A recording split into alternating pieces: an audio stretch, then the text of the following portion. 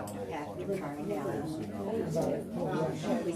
right. Good morning, everybody. We better get started because it's 9:02, and I actually have to end this at 9:59 today. I have to. So I have to go visit someone. So I'm out of here at 9:59.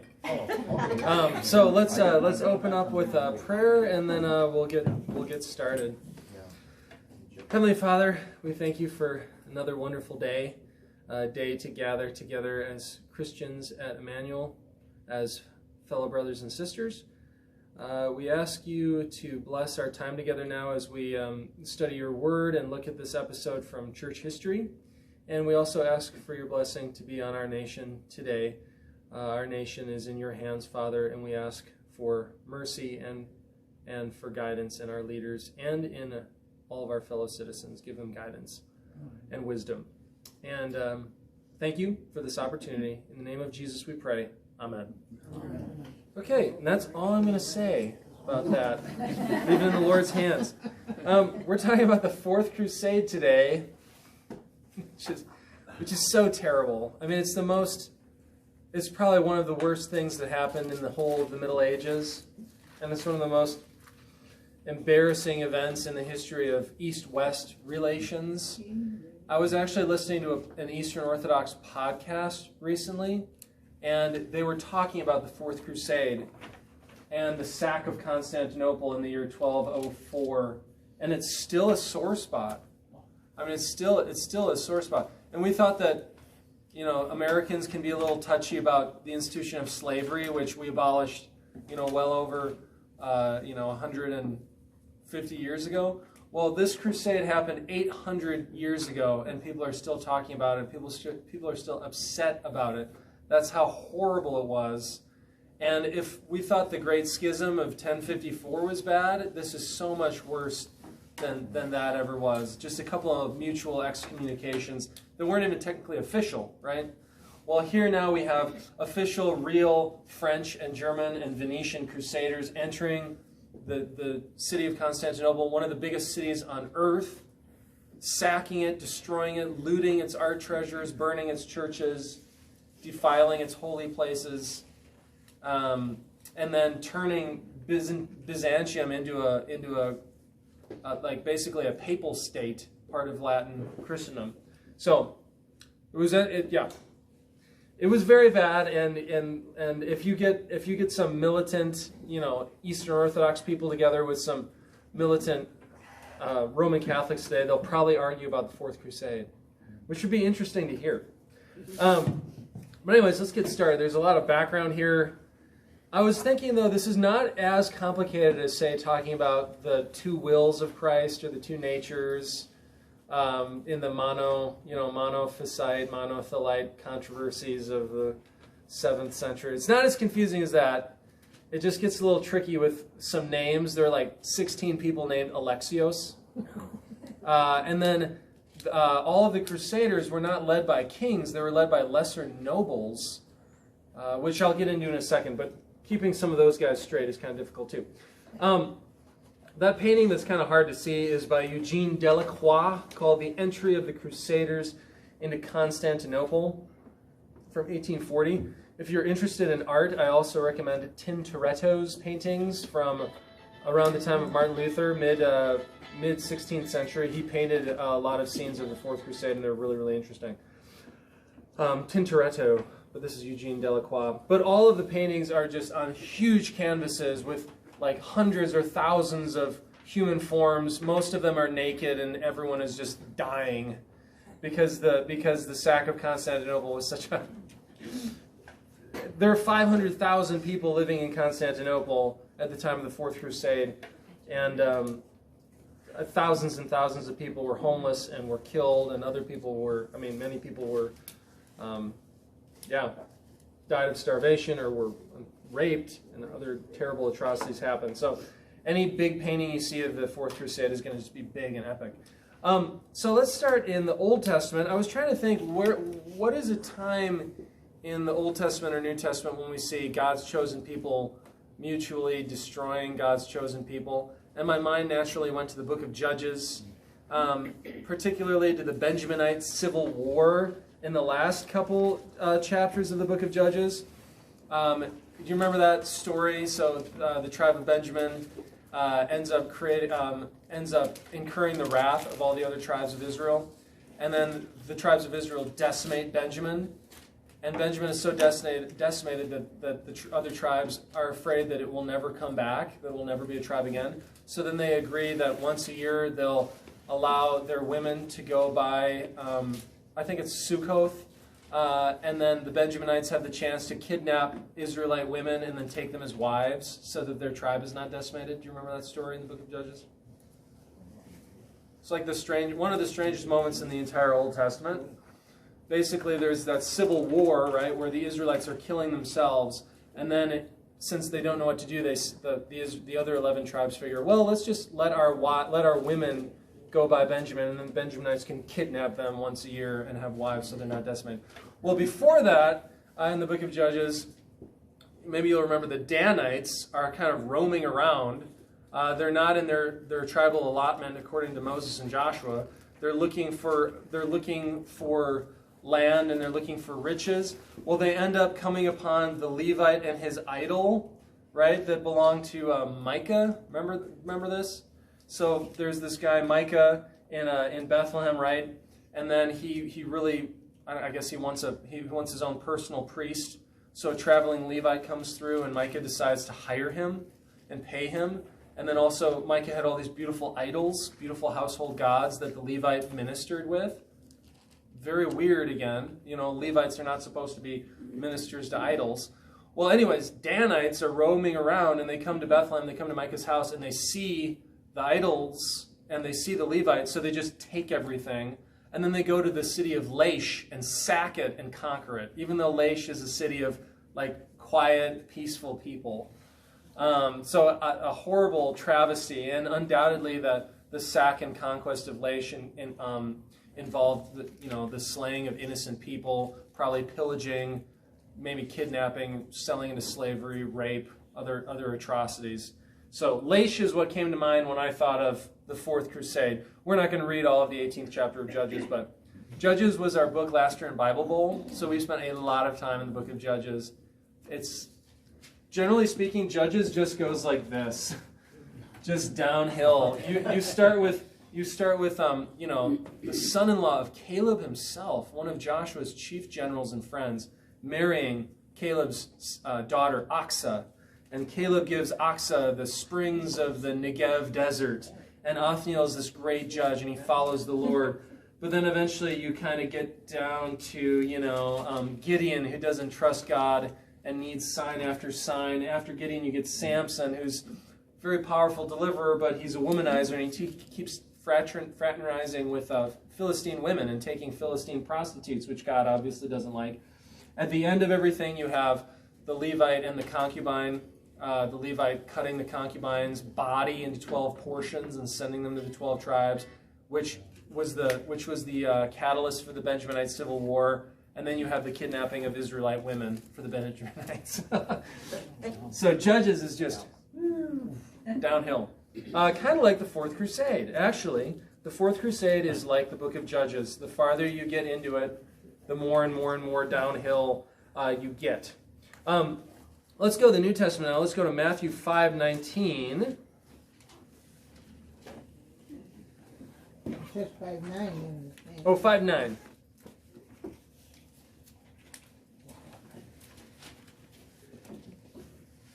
Matthew 5:9.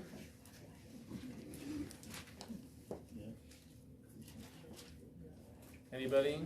Blessed are the peacemakers, for they will be called sons of God. Well-known part of the Beatitudes. Our Lord is preaching this, obviously.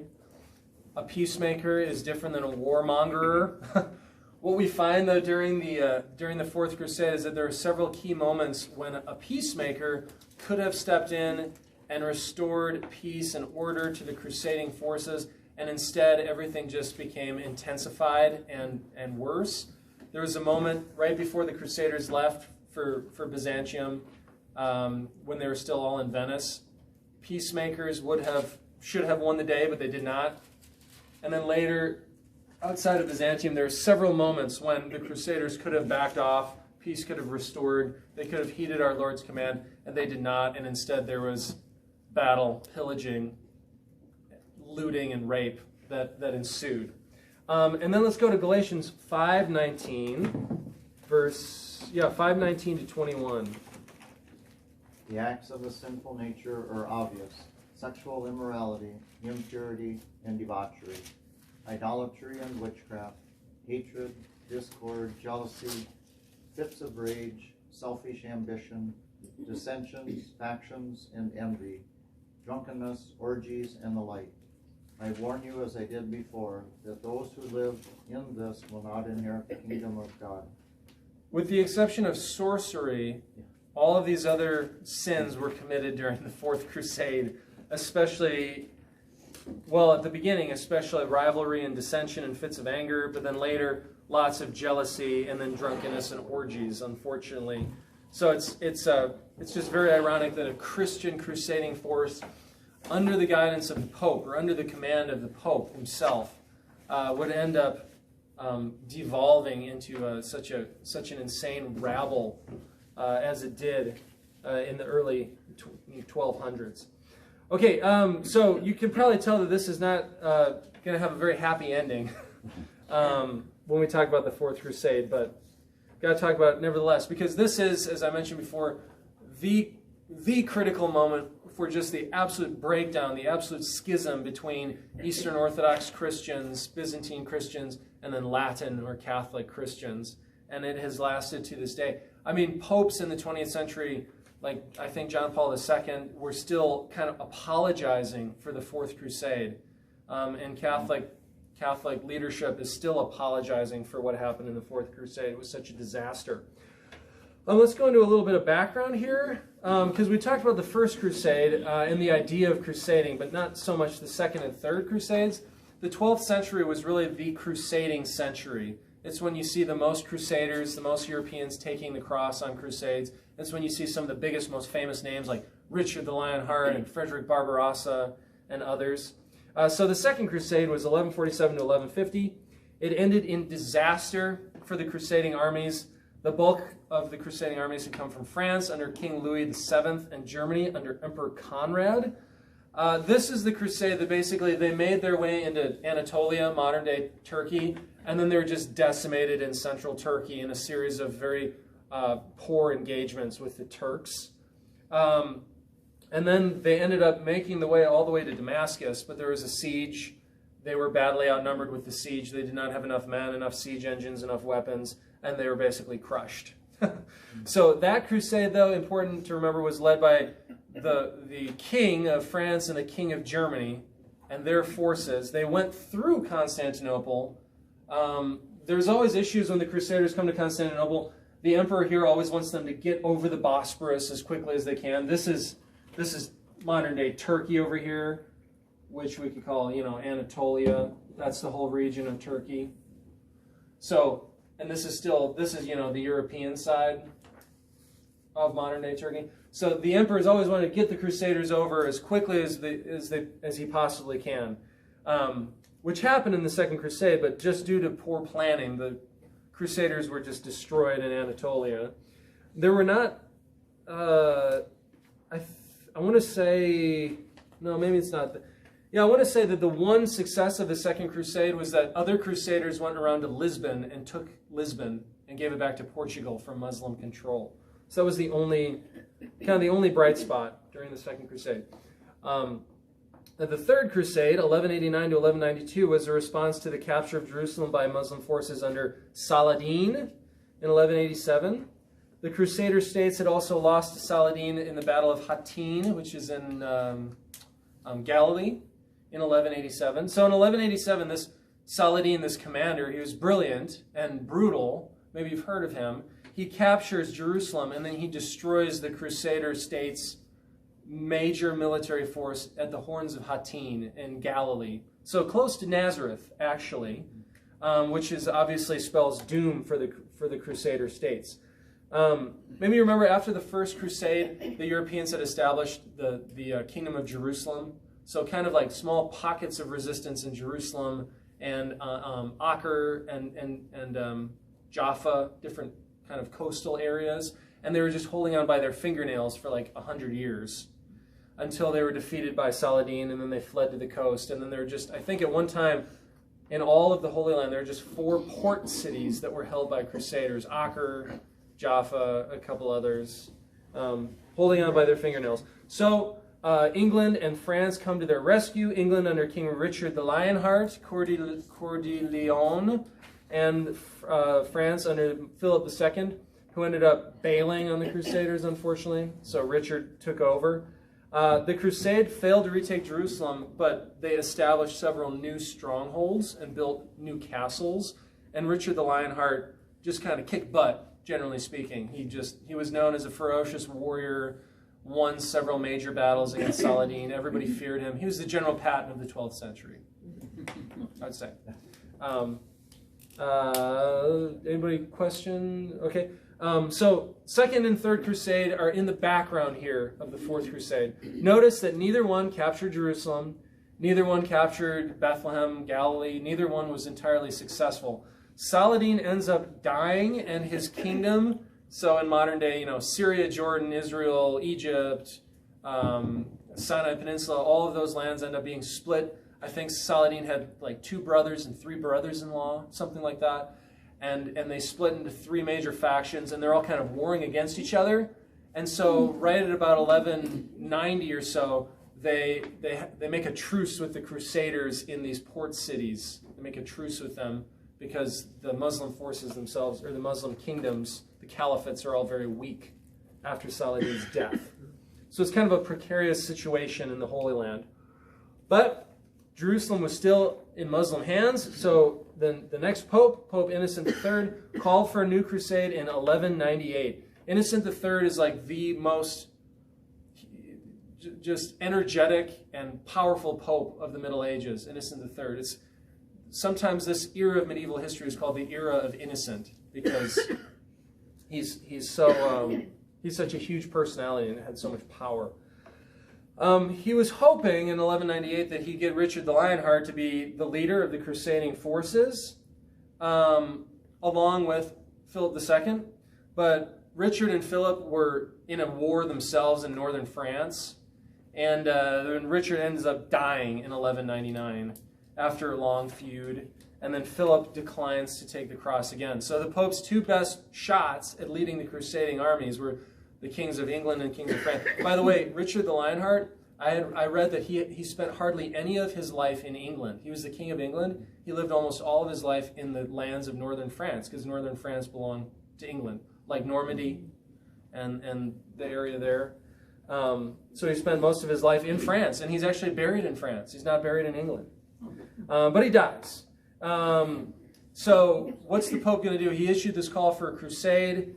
He's sent out preachers to proclaim the crusade and to gather interest and nobles, but none of the kings are going to lead the crusade, which is unusual because in the 12th century you've seen it's always the kings leading the crusades here.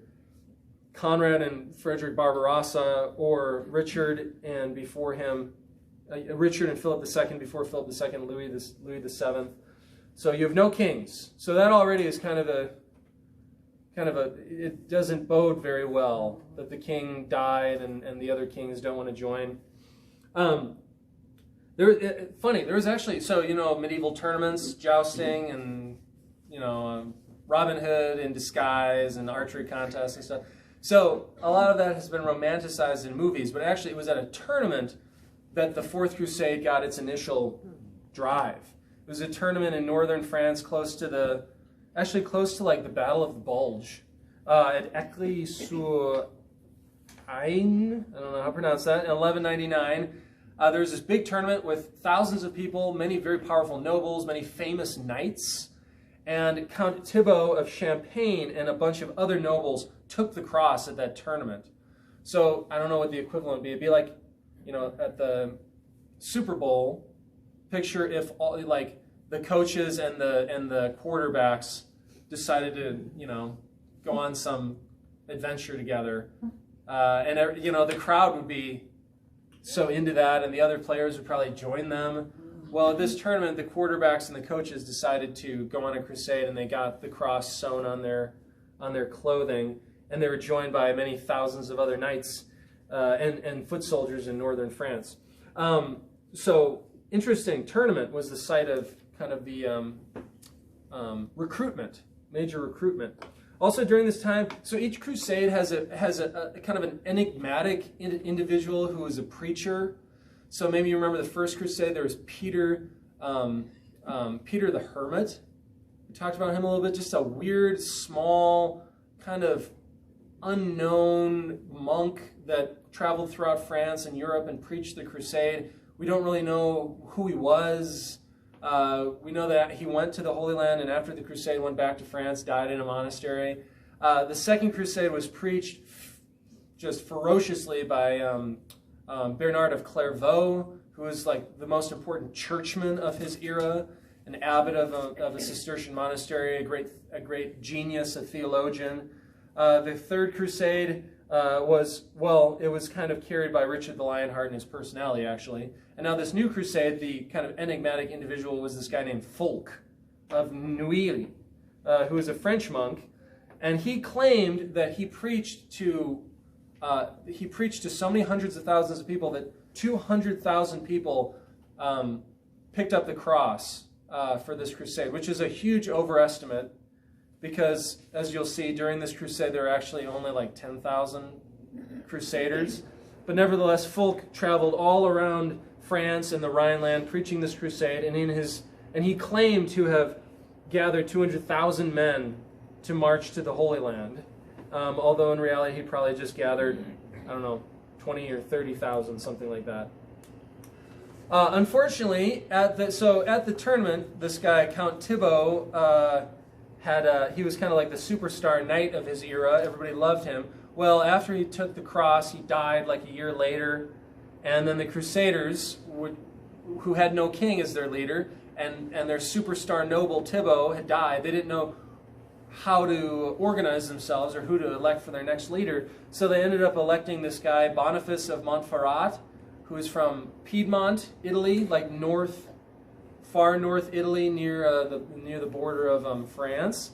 And Boniface of Montferrat was I think he was like 50 years old, and his father and his uncles and his grandfather, everybody in his family had been a crusader. Many of them were crusader heroes. He had not gone on a crusade yet, even though he was 50, which in the Middle Ages was considered to be much older than it is today. And he ended up taking command of the crusading force, although he was just a noble. Again, not the king of Italy, not the king of France. He was a nobleman, like a count from this area of northern Italy. So already you kind of have, some things that don't bode well. Okay, no kings took the cross, and then there's this big tournament, and this very popular, superstar knight, Thibaut, takes the cross, but then he dies. And then what do you have? You have this, Italian noble, Boniface of Montferrat, and he's like, oh, okay, I guess I'll take control of the forces.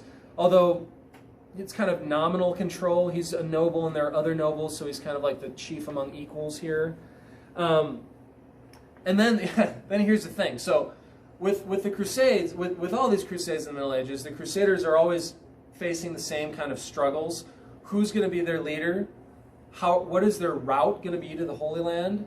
And then how are they going to pay for everything? So with this, who's their leader already kind of failed. They had to scramble and figure out how that was going to work. How they're going to get to the Holy Land was also problematic because a lot of the Crusaders were planning on sailing from different ports in France, but Boniface of Montferrat and some of the other chief nobles had decided beforehand that they were going to sail out of Venice. And Venice at this time in the Middle Ages was like a super powerful city-state. It wasn't just a town in Italy. It was an immensely powerful maritime city-state that had their own army and had their own navy and had their own traders. And the bulk of the Crusaders decided to sail out of Venice. All the other Crusaders were going to sail out of Marseille or Bruges or other northern European cities. So after contacting, it was decided to sail out of Venice, the crusading force, and again, this is weird, but the Crusaders always had to decide, like, how are they going to get to Jerusalem was always the goal. The First Crusade, ended up going through, the Balkans and Anatolia, and then down south to Jerusalem, and just along the way, marching through Europe takes months, and it's so expensive. And usually there are skirmishes along the way, and all sorts of problems. So at this time in the late 12th century, Crusaders, or I should say crusading strategy, had decided that seaborne across the Mediterranean invasion was the best way to recapture the Holy Land. So like a D-Day, basically. But the question is, should they go through Venice or Pisa or Genoa, which were the three major Italian maritime powers at this time? And they went with the Venetians because they seemed to be the most powerful and poised to strike. So it's a really weird story, what happens next. So like a couple thousand crusaders gather in Venice, and then the Doge of Venice, that's like the appointed counselor of Venice, the Doge. His name is Enrico. I have his name written down. I should not forget his name. Enrico Dandolo. Enrico Dandolo is the Doge of Venice, so he's the leader of Venice at this time. He decides to put all the Crusaders over on the sandbar that's like off, like east of Venice.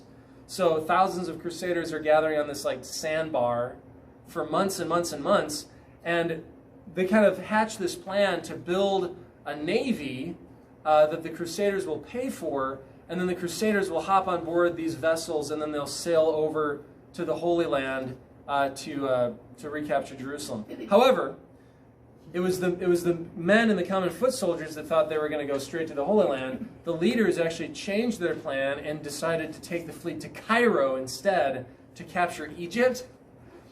But they didn't tell their men that. And then in the meantime, the leaders of the crusade said, we will eventually have 33,500 combatants here. We'll camp out on this sandbar. I mean, it was huge. It's like a gigantic island, but it's just sand.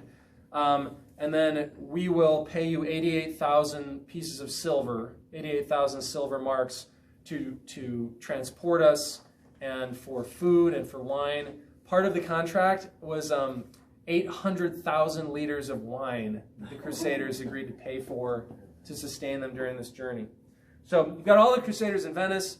More people are trickling through. However, not all of the Christians in Europe got the memo to make way for Venice. They just were told, hey, there's a new crusade, indulgence from Pope Innocent III, make your way to the Holy Land. So in the meantime, like thousands of other Crusaders just left from other port cities and then made their way to the Holy Land. And all of the leaders in Venice became very angry because they thought that everyone should have rendezvoused together at Venice. But there was no real reason to go through Venice rather than through other places. Like sailing out of Marseille in southern France at this time was much cheaper and much easier for the French, and a lot of them did that, and then they just ended up going to the Holy Land and then kind of got forgotten about. But anyways, the Venetians basically have a lockdown for 1.5 years, kind of like what we're going through, because the Doge, Enrico Dandolo, knew that he had to like increase the size of his fleet 3 times, like threefold. So he canceled, so Venice is a trading powerhouse, right? They send ships all the way to India, to Egypt, all across Spain, all across the inhabited world, and bring spices and amazing, luxury items back to Europe. That's how Venice became so wealthy. The Doge put their trading activity on hold for an entire 1.5 years just to put all of their men back, bring all their men back to Venice, and just build galleys and war galleys and transport ships for the Crusaders. For like 1.5 years, therefore, they put their economy on hold. The whole city-state, something like 100,000 people, basically, and all the able-bodied men just built ships for 1.5 years. So crazy. They built ships for 1.5 years because they thought that they were going to have to transport 33,000 people. Can you imagine transporting 33,000 Crusaders plus maybe 10,000 Venetian soldiers in little rickety wooden ships in the Middle Ages?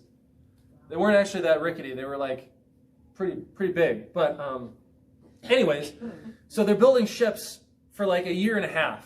And the Doge, I should have said this, but the Doge, Enrico Dandolo was this very brilliant man. He was 90 years old, and he was leading Venice, and he was blind.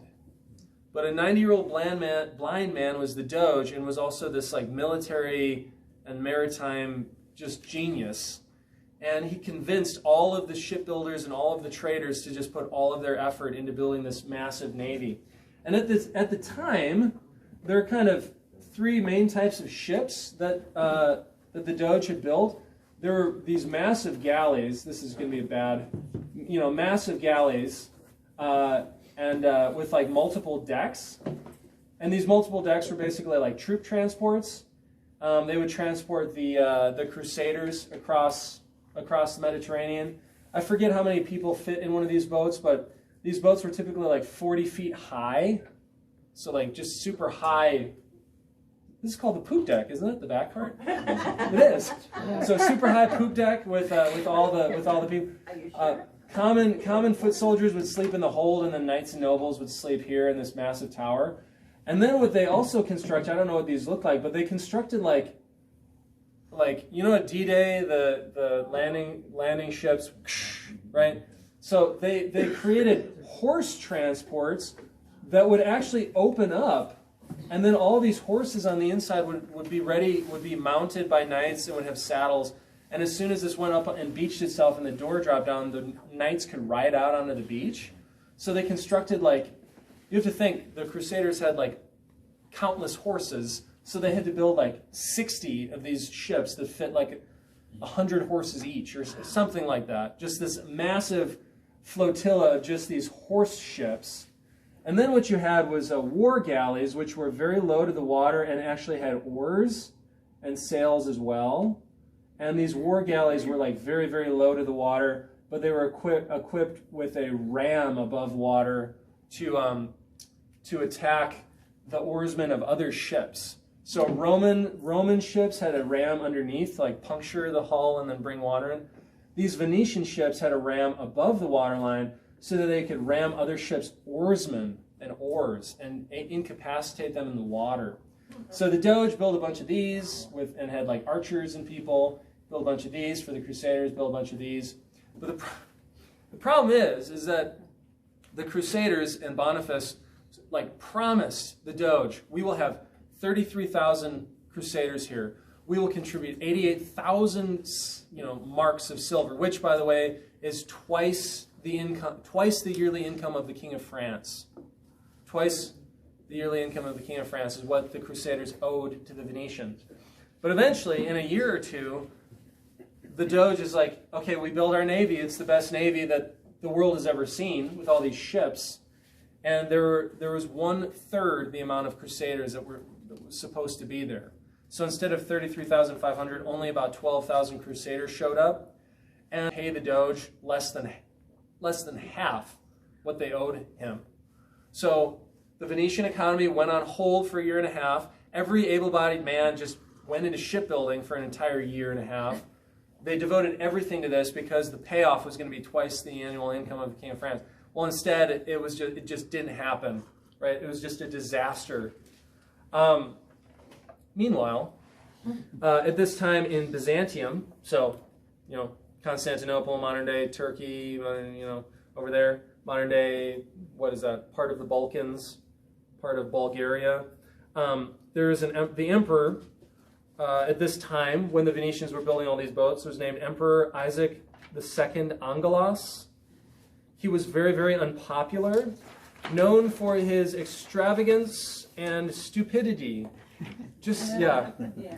You don't want to be known for those two things. In 1195, he was deposed in a coup, and his brother Alexios III Angelos ascended the throne. So just keep that in the back of your mind. Okay, so this guy, Isaac II, was deposed in 1195. He was very unpopular. The people detested him. He was not known for his sanctity. He was not known for his military prowess. He was just kind of almost like a Nero type figure, but maybe not evil like Nero, but wasteful and everything else.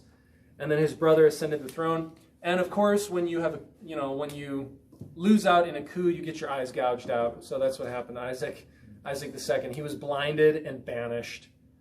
And we will hear from him again. Just wait. So Alexios III. Okay.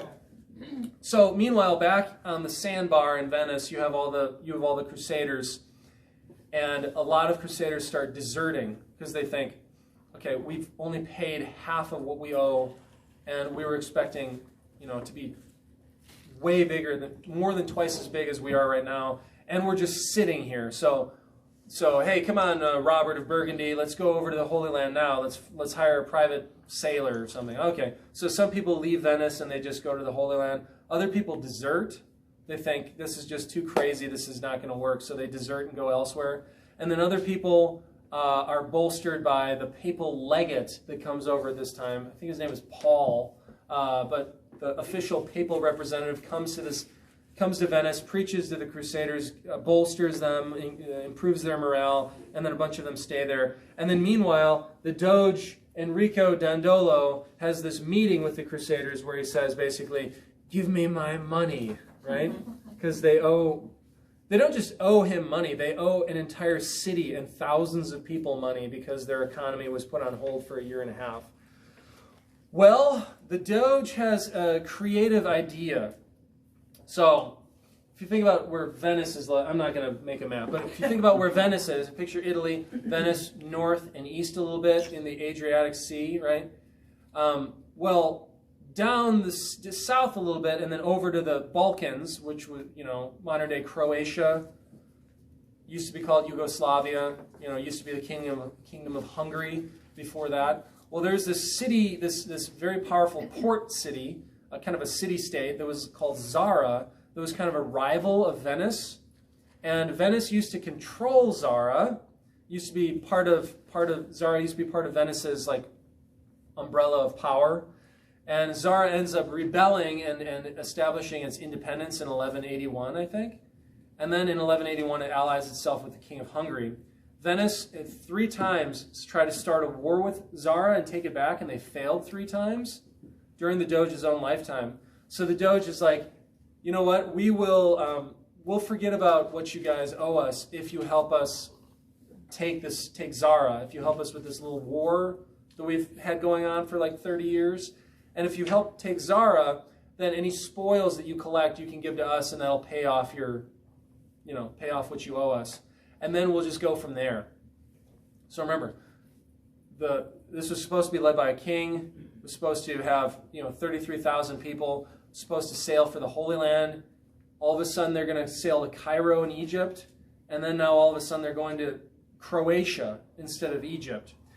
Well, long story short, the city fell after a 2-week siege, and the Crusaders sacked and despoiled the city and killed many people and kidnapped others. So it was very bad. So in November of 1202, Innocent III, the Pope, excommunicated all the Crusaders because Zara was a Catholic city. The King of Hungary was, not only was the King of Hungary Catholic, but he was actually a Crusader. He had taken the cross. So he was a fellow Crusader, and the Crusaders went and took his city and destroyed it, knocked down the wall, the defensive wall, and then gave it over to Venice, and then gave their spoils of war over to Venice. So, yeah. Too bad it just didn't end there. It gets way worse. So that's what should have happened. But can you imagine that? You guys owe us millions and millions of dollars. Well, wouldn't it just become our mercenaries for a short time instead and just do what we tell you to do and help us win this little war? And the Crusaders were in a real conundrum because some of them said, no, we will not attack a Catholic city, and some of them actually deserted and went back to their lands. Others of them said, we refuse to participate, and they just didn't attack the city. They just kind of stayed in the naval armada. And then others said, this is nuts. We're going to break off and go to the Holy Land. So you have small contingents of Crusaders going to Acre at this time. Acre is a port city, modern-day Israel on the coast. But you have the bulk of Crusaders, again, saying, if we have to do this, for the glory of God, we're going to do this, because we took the cross, we have to get to the Holy Sepulchre, the holy tomb of Jesus, and save it from these infidels' defiled hands. And if it takes a little war first, so be it. We'll do what needs to get done to get there. They're so desperate. So Zara is captured. At one point in the siege of Zara, the Zarians, the inhabitants, drew crosses on white sheets and put crosses all out their windows to show the Crusaders, we're Catholics here, don't kill us. We are a Christian city. But the Crusaders just went on anyways and destroyed the city and gave it over to Venice. Sad. Meanwhile, keep in mind, Isaac II was deposed. He was unpopular, extravagant. He was deposed in a coup, blinded. And then this guy, Alexius III, took the throne of Byzantium. Okay, meanwhile, Boniface of Montferrat, the leader of the crusade, happens to be gone while the Catholic city of Zara is destroyed and sacked. So the leader, historians are divided whether he was just kind of quietly okay, you guys do that thing, okay, or if he was just happened to leave and go visit his brother at the time the Zara conquest was going on. Well, anyways, Boniface of Montferrat, the de facto leader of this crusade, visited his brother in the Rhineland, I think near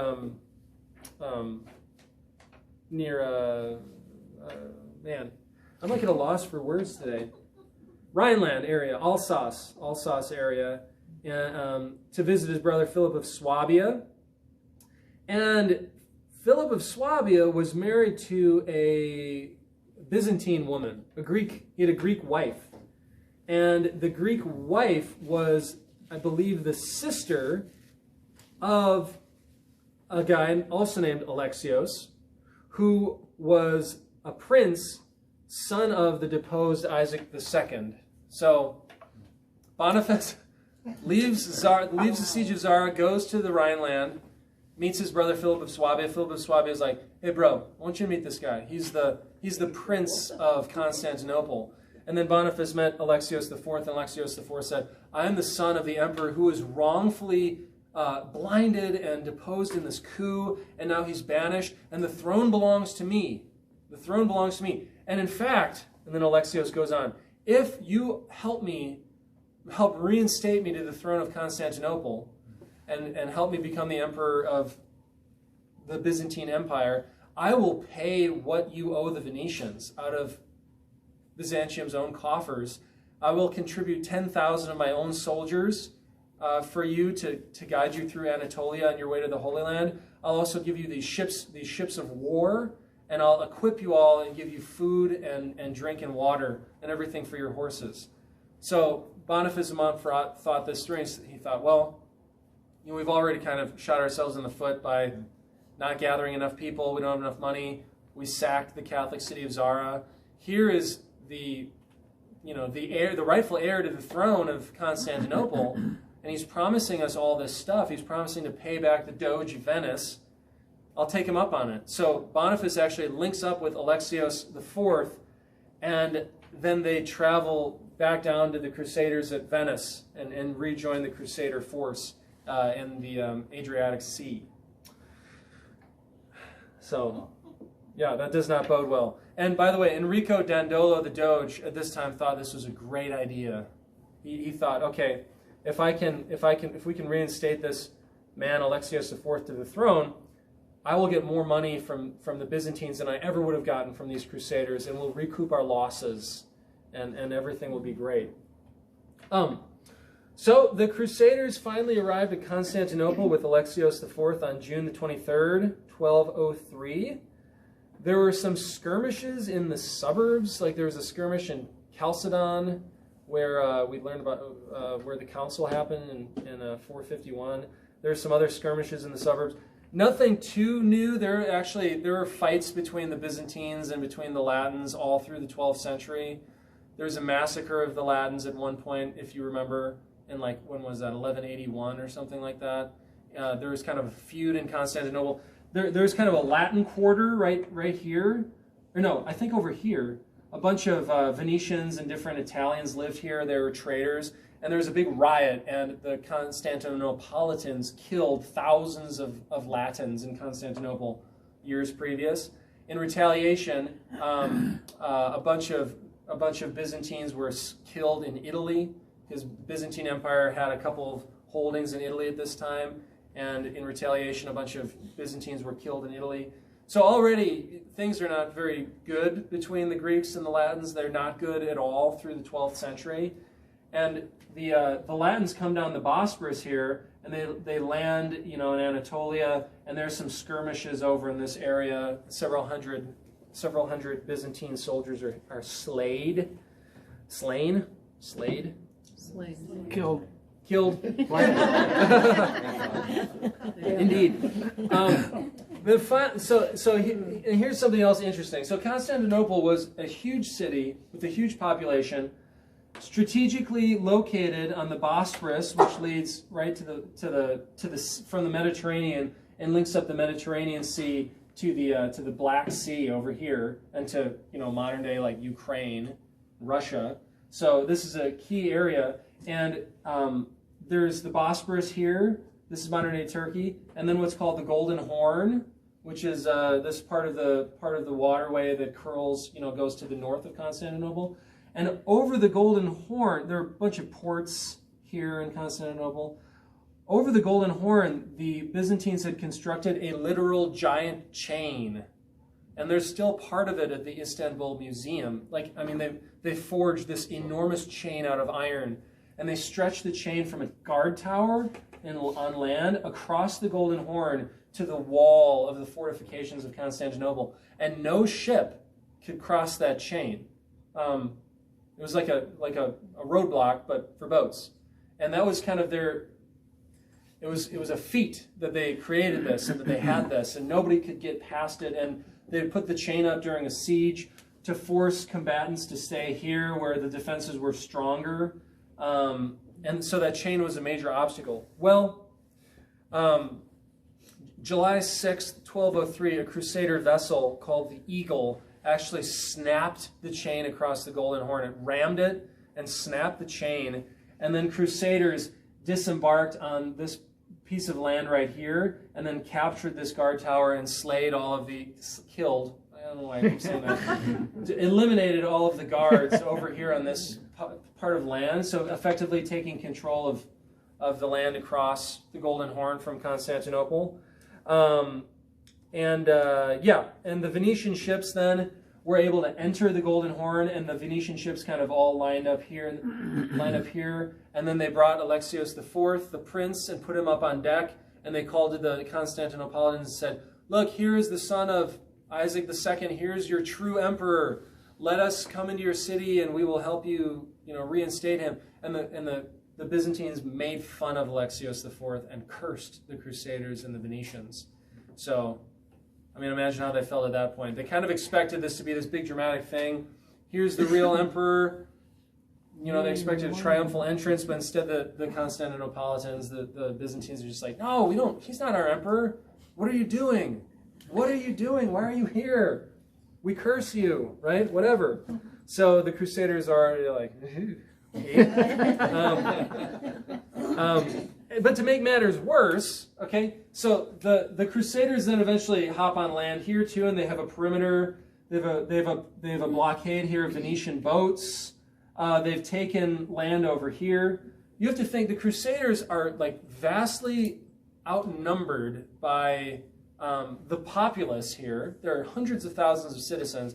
There's something like 15,000 Crusaders at this time, and there are 15,000 defenders in Constantinople, including 5,000 shock troops, medieval commando mercenary guys that were drawn from Northern Europe and were fighting as mercenaries. And they were, I forget what Varangians, they're called the Varangians. They're specialist troops, 5,000 in number, that were very ferocious in battle and were very effective. So the forces about matched each other. They're kind of equal combatants and defenders at this time. But as you see, the Crusaders basically surround Constantinople. They have a blockade with all these very powerful Venetian vessels.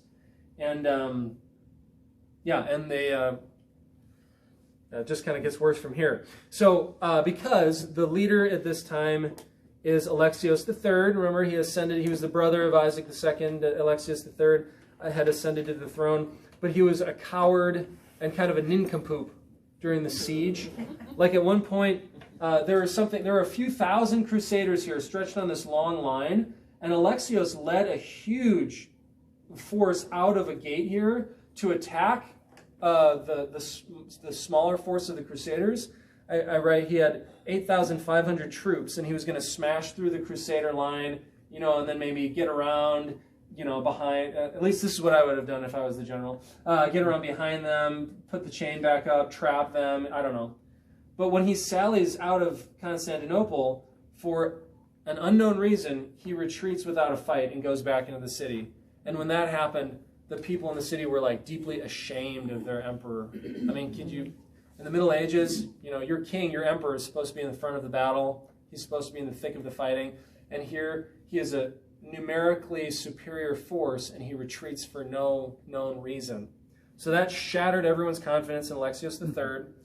And eventually Alexios III escapes the city, flees. So then they're left without an emperor. Meanwhile, the Venetians set fire to 120 acres of the city.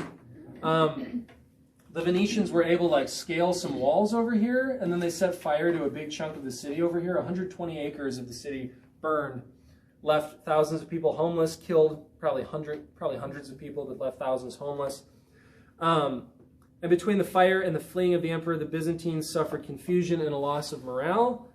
They reinstated Isaac II, the blind guy, the father of Alexios IV, and the Crusaders are a bit confused because they're like, we came here to reinstate the deposed emperor's son as emperor. Oh, the deposed emperor is back. Well, come here. And then they decided, okay, they gave them an ultimatum. They said, if you install Isaac II as emperor, you must also install his son, Alexios IV, as co-emperor. And the Byzantines actually do that. So at this time, for months, everybody's just kind of floating. Okay, they're putting out the fires. The Crusaders are kind of floating in their boats. They have camps here and here and here, and they're just kind of in a holding pattern for months during the winter of 1203 going into 1204. So Alexios, remember, instigated this because he said, if you reinstate me as emperor, I will pay the Doge of Venice. I will give you 10,000 troops. I'll give you weapons. I'll give you food. And then Alexios has suddenly ascended to the throne, and he's like, I don't have any money. So he ends up melting down icons, melting down gold icons and stripping icons of their precious gemstones, and then melting down the gold and turning the gold into coinage to give to the Crusaders, which, remember, we kind of learned about icons in this class. I mean, an icon is an immensely important part of Eastern Orthodox religion. Where we're more auditory, Eastern Christians are more visual. And an icon is like a window into heaven. It allows you to participate in the reality that is represented on the icon. So if there's an icon of, I don't know, Stephen getting killed by the Sanhedrin, if you were to look at that icon and pray in front of that icon, you would eventually, in a mystical way, join in the martyrdom of Stephen, and your mind and your spirit would be elevated. Right? Icons are obviously very important. They're much more than just, right now, if we ended up giving this 12 baskets, you'd probably be sad, but it wouldn't be that big of a deal. This was a Warner Salmon print, and there are probably 500 million of these across churches in the United States. But if this were a sacred icon painted by some saint and with a real gold frame and gems, it would be a very sacred object that you could not mess with. Well, Alexios, to pay the Crusaders, messes with all these icons, and a couple of Byzantine chroniclers, historians say, the moment that Alexios destroyed those icons is the moment of decline for the Byzantine Empire. That's the moment. Not the Crusaders, but when the emperor himself would destroy our own sacred objects and our own relics and icons. That's the beginning of the end. Unrest broke out in the city, and then in retaliation, the Crusaders and Venetians started another fire, 19th to 21st of August, 1203, that burned many, many neighborhoods and left thousands and thousands of people homeless. I don't remember where that fire was, but I mean, it was like in the center of the city, roundabouts. A huge fire. Obviously caused a lot of chaos and confusion. Alexios the Fourth then ends up... Okay, Alexios IV's dad ends up dying of natural causes. He's an old man, he's blind. And Alexios IV, who's the pretender, who's friends with Philip of Swabia, right? He ends up getting strangled in prison. So there's this nobleman also named Alexios, thankfully. Alexios Doukas, who comes to power after Isaac dies, and he imprisons and he strangles Alexios IV. Not personally, but his guards strangle him. And Doukas takes the name of Alexios V. And during all of this confusion with Isaac and Alexios IV dying, now the tide turns against the Crusaders again. So with Isaac and Alexios IV, you have at least emperors who are trying to placate the Crusaders and help them. They both die. You have this nobleman now who comes to power who hates the Latins, who hates the Venetians. And so the Crusaders attack him. The first attacks are repulsed. But then there's a breach of the walls, April 12th, 1204, breach of the walls. And first it was just a small breach, like a couple holes were bashed into these defensive walls. But then knights started pouring through those holes. And then eventually you have well-armed, well-equipped knights loose in the city, and you cannot contain them. So the city ended up being conquered April 13th, 1204. And then a 3-day-long sack followed, where churches were burned and destroyed, all the precious objects in the palace and in private homes and in churches were stolen. The Doge ended up making bank off of this. I mean, he like tripled his money. The Crusaders owed him something like 40,000 or 50,000 silver coins. Well, he ended up coming out of this with like hundreds of thousands of silver coins, just the value from all the stuff that they stole and took.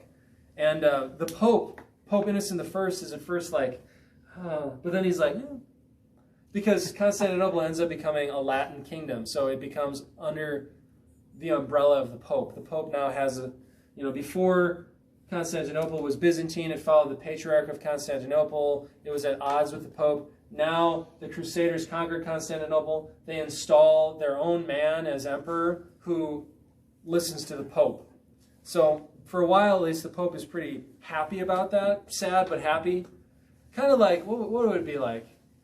What would be a good metaphor? I'm sure something's happened to you in your life that's just terrible, but in the end you come out on top, maybe with a little bit of a profit, and you're like, it was terrible, but I made some money or something. I don't know. I can't think of an example, but that's what happened to all these guys, the Doge, the Pope, everyone else. And the 3-day-long sack is infamous in history and world history. Chroniclers at the time said it makes like the sack of Jerusalem in 70 AD look like, child's play. Because here you have a city that was like, I don't know how much bigger it is than Jerusalem, but bigger than Jerusalem in 70 AD. Far more neighborhoods, far more people, far more riches. I mean, the riches of Constantinople were unimaginable. And unfortunately, in the city, there were countless ancient art treasures that have been destroyed. People mention them in their chronicles, but they're destroyed and nobody knows what happened to them. They had countless icons from the Middle Ages and from the ancient world that are all destroyed. And just 3 days of looting and pillaging and raping followed. It was just terrible what happened. Here's a great quote by a Greek-American historian, Speros Vrionis. He says, "The Greeks were convinced that even the Turks, had they taken the city, would not have been as cruel as the Latin Christians. The defeat of Byzantium, already in a state of decline, accelerated political degeneration so that the Byzantines eventually became an easy prey to the Turks. The Fourth Crusade and the crusading movement generally thus resulted ultimately in the victory of Islam, a result which was, of course, the exact opposite of its original intention." And then the Latins install their own guy as leader, and this only lasts some 60 years, because in 1261, the Byzantines, who are now down here in Anatolia, they come up and they retake Constantinople, claim it from the Latins, and that lasts for a couple hundred years until 1453, when Muslim armies come up and sack and destroy Constantinople again. I must leave. So thank you all. You made it. Made it. It's 10:01.